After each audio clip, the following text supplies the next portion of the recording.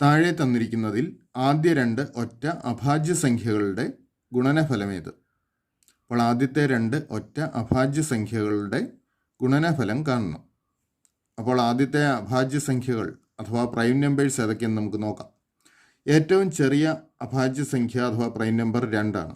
അവർക്ക് ഒരു സംഖ്യ പ്രൈം ആണെങ്കിൽ അതിന് രണ്ട് ഘടകങ്ങളെ ഉണ്ടാവുള്ളൂ, ഒന്നും ആ സംഖ്യയും മാത്രം, അല്ലെങ്കിൽ ഒന്നുകൊണ്ടും ആ സംഖ്യ കൊണ്ടും മാത്രം ഹരിക്കാവുന്ന സംഖ്യകളാണ് അഭാജ്യ സംഖ്യകൾ അഥവാ പ്രൈം നമ്പേഴ്സ്. ഏറ്റവും ചെറിയ അഭാജ്യ സംഖ്യ 2, അടുത്ത അഭാജ്യ സംഖ്യ 3, അടുത്തത് 5, അടുത്തത് 7, 11 ഇങ്ങനെ പോകുന്നു. അപ്പോൾ നമുക്ക് ആദ്യത്തെ രണ്ട് ഒറ്റ അഭാജ്യ സംഖ്യകളാണ് വേണ്ടത്. അപ്പോൾ ഈ ആദ്യത്തെ അഭാജ്യ സംഖ്യയായ 2 കൂട്ടത്തിൽ വരില്ല, കാരണം 2 ഇരട്ട സംഖ്യയാണ്. പിന്നെ നമുക്ക് വേണ്ടത് 3ഉം 5ഉം ആണ്. അപ്പോൾ 3ൻ്റെയും 5ൻ്റെയും ഗുണനഫലം നമുക്ക് കണ്ടാൽ മതി. 3 × 5 15 ആണ് നമുക്ക് വേണ്ട ഉത്തരം. ശരി ഉത്തരം ഓപ്ഷൻ എ. ഒരാൾ പിയിൽ നിന്നും ക്യൂയിലേക്ക് ശരാശരി 60 km/മണിക്കൂർ വേഗതയിൽ കാറിൽ സഞ്ചരിക്കുന്നു. ശരാശരി 90 km/മണിക്കൂർ വേഗതയിൽ പിയിലേക്ക് മടങ്ങുന്നു. അയാളുടെ യാത്രയുടെ ശരാശരി വേഗത എത്ര? ഇവിടെ ഒരാൾ പിയിൽ നിന്നും ക്യൂയിലേക്ക് ശരാശരി 60 km വേഗതയിലും തിരികെ ക്യൂയിൽ നിന്നും പിയിലേക്ക് ശരാശരി 90 km വേഗതയിലും സഞ്ചരിക്കുന്നു. അപ്പോൾ മുഴുവൻ യാത്രയിൽ അയാളുടെ ശരാശരി വേഗത എത്രയെന്നാണ് കണ്ടുപിടിക്കേണ്ടത്. അപ്പോൾ നോക്കുക, ഇവിടെ പിയിൽ നിന്നും ക്യൂയിലേക്കുള്ള ദൂരം, അതായത് അയാളുടെ മൊത്തം യാത്രയുടെ പകുതി ദൂരം 60 km വേഗതയിൽ സഞ്ചരിച്ചു. ബാക്കി പകുതി, അതായത് ക്യൂവിൽ നിന്നും പിയിലേക്കുള്ള മടക്കയാത്ര, അത് 90 km വേഗതയിൽ സഞ്ചരിച്ചു. അപ്പോൾ നമുക്ക് മുഴുവൻ യാത്രയുടെ ശരാശരി വേഗത കണ്ടുപിടിക്കാൻ നമുക്കൊരു സൂത്രവാക്യമുണ്ട്. അതായത് ഒരാൾ യാത്രയുടെ പകുതി ദൂരെ x കിലോമീറ്റർ വേഗതയിലും ബാക്കി പകുതി y കിലോമീറ്റർ വേഗതയിലുമാണ് സഞ്ചരിക്കുന്നതെങ്കിൽ മുഴുവൻ യാത്രയുടെ ശരാശരി വേഗത 2xy/x+y കിലോമീറ്റർ ആയിരിക്കും. ഓർക്കുക, ഒരാൾ യാത്രയുടെ പകുതി ദൂരം x കിലോമീറ്റർ വേഗത്തിലും ബാക്കി പകുതി y കിലോമീറ്റർ വേഗത്തിലുമാണ് സഞ്ചരിക്കുന്നതെങ്കിൽ മുഴുവൻ യാത്രയുടെ ശരാശരി വേഗത 2xy/x+y കിലോമീറ്റർ ആയിരിക്കും. ഇവിടെ ഇയാൾ യാത്രയുടെ ആദ്യ പകുതി 60 km വേഗത്തിലാണ് സഞ്ചരിച്ചത്. അതുകൊണ്ട് നമുക്ക് എക്സിന് പകരം 60 എന്ന് കൊടുക്കാം. അതുപോലെ രണ്ടാം പകുതി, അതായത് മടക്കയാത്ര, അത് 90 km വേഗത്തിൽ സഞ്ചരിച്ചു. അതുകൊണ്ട് വൈക്ക് 90 എന്ന് കൊടുക്കുക. ഈ വാല്യൂസ് ഈ എക്സ്പ്രഷനകത്ത് ഇട്ട് കൊടുക്കുമ്പോൾ 2 × 60 × 90/60 + 90 എന്ന് വരും. സമം 2 × 60 × 90/60ഉം 90ഉം കൂടെ കൂട്ടിയാൽ 150.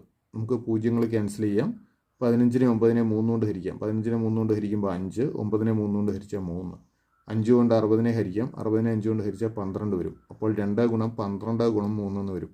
2 3 6, 6 × 12 72. അപ്പോൾ മുഴുവൻ യാത്രയുടെ ശരാശരി വേഗത 72 km/മണിക്കൂറാണ്. ശരി ഉത്തരം ഓപ്ഷൻ ബി. x/2 അധികം 4/1 = 4/3 ആയാൽ എക്സിൻ്റെ വില എന്ത്? നമുക്കിവിടെ x/2 അധികം 4/1 = 4/3 നൽകിയിട്ടുണ്ട്. അപ്പോൾ എക്സിൻ്റെ വില കണ്ടുപിടിക്കണം. നോക്കുക, x/2 4/1 കൂട്ടിയപ്പോൾ 4/3 കിട്ടി. അപ്പോൾ നമുക്ക് x/2 കണ്ടുപിടിക്കാമല്ലോ. x/2 കിട്ടാനായിട്ട് ഈ 4/3 നിന്ന് 4/1 കുറച്ചാൽ മതി. x/2 = 4/3 - 4/1. ഇവിടെ കുറയ്ക്കേണ്ട രണ്ട് സംഖ്യകളുടെയും ഛേദം സെയിം ആണ്. അതുകൊണ്ട് അംശത്തിൽ കുറച്ചാൽ മതി. അതായത് 3ൽ നിന്ന് 1 കുറയ്ക്കുക. അപ്പോൾ 2 എന്ന് കിട്ടും. ഛേദമായിട്ട് 4 തന്നെ. അപ്പോൾ x/2 = 4/2 എന്ന് കിട്ടും.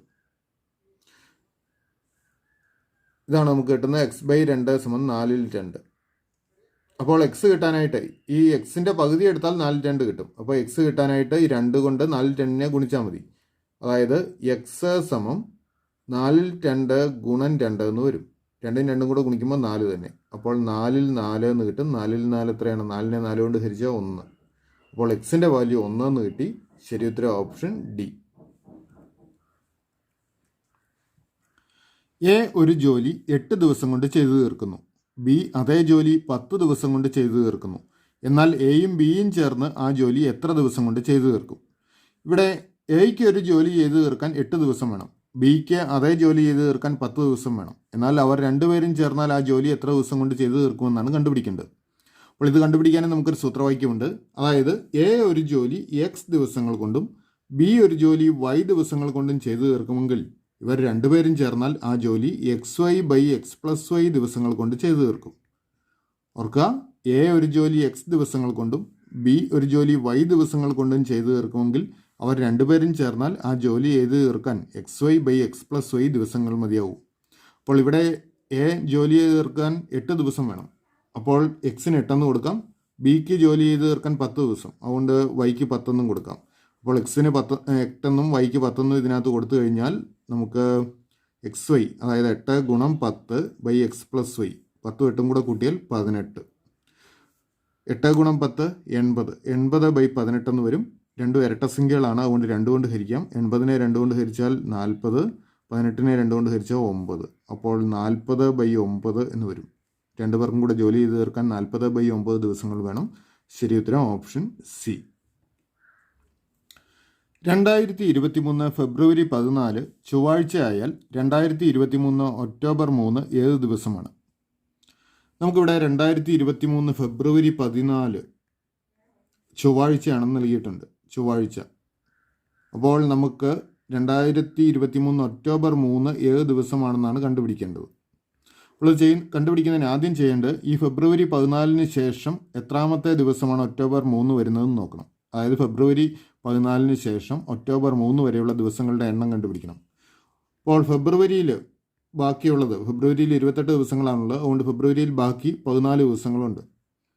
മാർച്ചിൽ 31, ഏപ്രിലിൽ 30, May 31, June 30, July 31, August 31, September 30, October 3 വരെയുള്ള ദിവസങ്ങൾ എടുക്കണം. ഒക്ടോബറിൽ 3. ഇനി ഇതെല്ലാം കൂടെ കൂട്ടിയെടുക്കുക.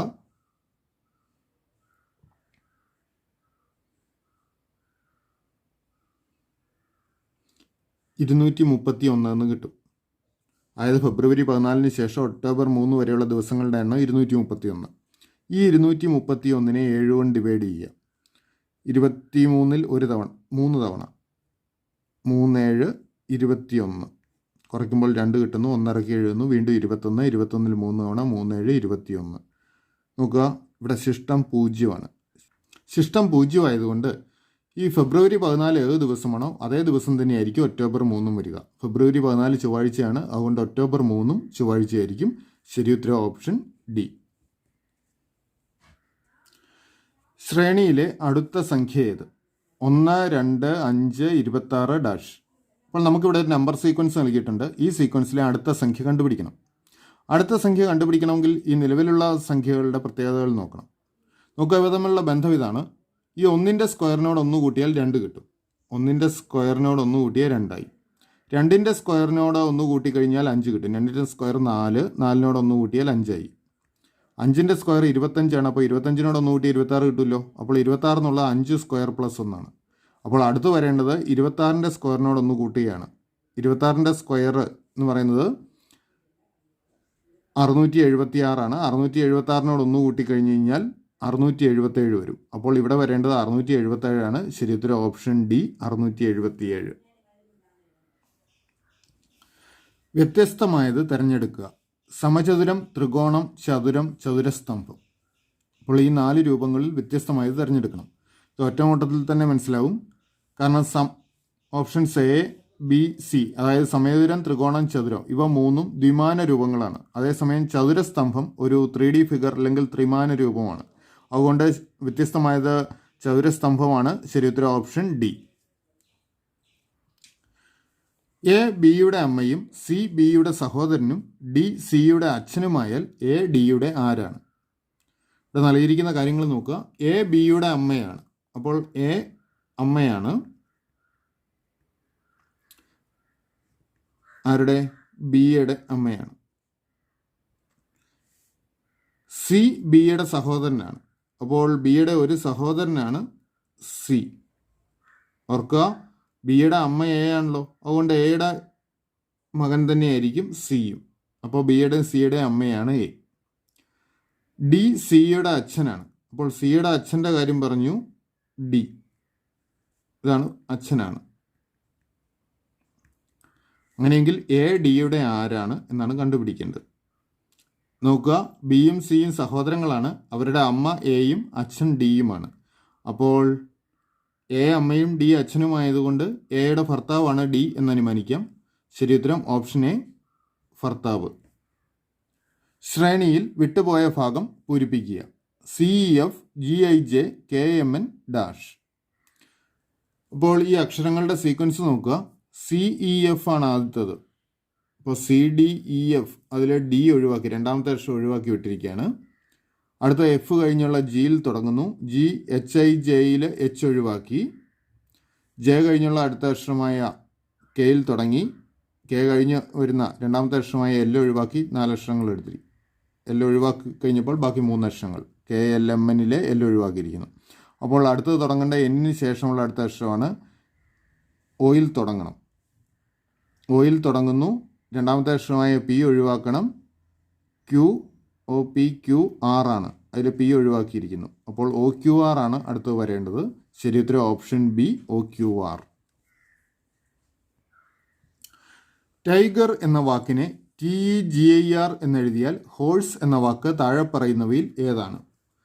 നോക്കുക, ടൈഗറിന് കൊടുത്തിരിക്കുന്ന കോഡ് TIGER എന്നുള്ളത് TEGIR എന്നാക്കിയിരിക്കുന്നു. TIGER TEGIR ആക്കിയിരിക്കുന്നു. അതായത് രണ്ടാമത്തെയും നാലാമത്തെയും അക്ഷരങ്ങൾ പരസ്പരം മാറ്റിയിരിക്കുന്നു.